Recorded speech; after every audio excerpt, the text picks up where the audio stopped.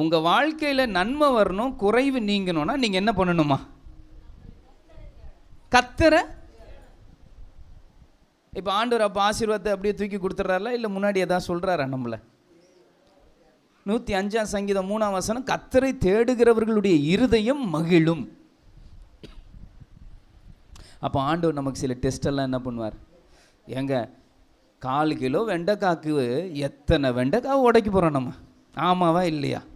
வெண்டைக்காய் வாங்கினா எப்படி வாங்கணுமா? உடைக்கணுமா? தக்காளி வாங்கினா அப்போ நசுக்கி பார்க்கணுமா?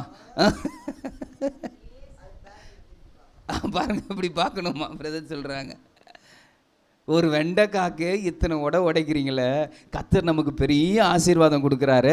டெஸ்ட்டு வைக்காமல் கொடுப்பாரா? சில டெஸ்ட்டில் ஃபெயில் ஆயிடுறாங்க. சில டெஸ்ட்டில் ஆபிரகாமுடைய தம்பி லோத்து டெஸ்ட்டில் ஃபெயில் ஆனார். தான் கண்ணை நம்பி போனார். ஆபிரகாம் ஆண்டவரை நோக்கி பார்த்தா டெஸ்ட்டில் என்ன ஆகிட்டாருங்க? அப்போ நல்லா கவனிங்க கர்த்தருடைய பிள்ளைகளே.